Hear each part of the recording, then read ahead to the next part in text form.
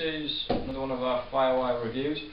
This is a very popular board at the minute. It's the Dominator model, proven to be quite a hit worldwide at the minute, a bit of a phenomenon. This is fairly unique to Firewire range of boards. It's basically quite a high volume board, but at the same time it's still very surfable, good for small, weaker waves. Suitable for people who are trying to get on a smaller board but they still need a bit of volume. So it's basically covering a lot of different bases with surfers and conditions. So the Dominator model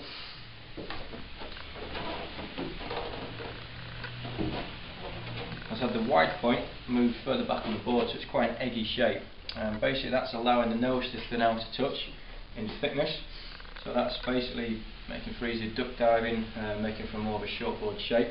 And that in itself is going to allow the board to ride more like a shortboard. So you've got the volume of, say, a fish, the float characteristics of a fish, but in a board that's going to still cut back and top turn very well, much more like a shorter board. A beautiful rounded tail. It's like a constant curve, this board. There's no straight edges, so it's basically going to flow very nicely in the water, be super manoeuvrable, but obviously still catch waves in the first place. This is made with the standard Firewire construction, which is the future shapes technology, and that's basically incorporating a parabolic balsa rail around the whole outside of the board. So the whole rail is made of balsa, and that, as we mentioned in our previous Firewire reviews, that's allowing the board to spring in, spring out at turns. The rails are basically storing up energy and releasing it throughout your turn. So it makes the board nice and fast, nice and manoeuvrable, but lively underfoot as well. Strong in this material, a lot stronger than a standard fiberglass board. If you're sick of your glass boards falling to bits, then and you're after, say, a fish board or a board with a bit more float or volume, then you can't really get much better than this, to be honest. So I mean, you've got a board that's going to top turn well, duck dive well, catch plenty of waves, but still perform. Where it becomes extremely versatile, when we turn it upside down and look at the fin system, this is the way forward at the minute. We've got 5-4-3 setup. You can ride this as a 5-0 if you wanted, with some small fins. Quad fin, which it's been ridden at a lot at the minute. Most people riding these boards will have them set up with a quad, or if you're a bit more traditional, you can have it set up as your thruster.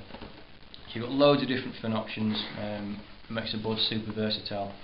Again, as we mentioned before with the Firewires, really good edges through the tail, very soft and forgiving up front, which is going to make the board perform a lot easier, and it's going to allow you to recover from turns and cutbacks. Quite sharp in the tail, so you've still got a good degree of feel through your turns, but basically quite boxy rails in the centre, nice and curved but boxy, so maintaining its float and its speed through turns. Obviously that's going to help you. The faster you're moving, the easier the board is to surf and turn.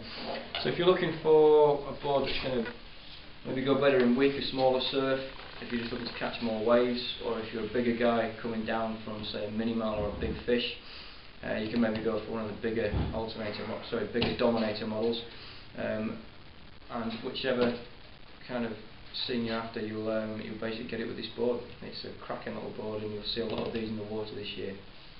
Thank you.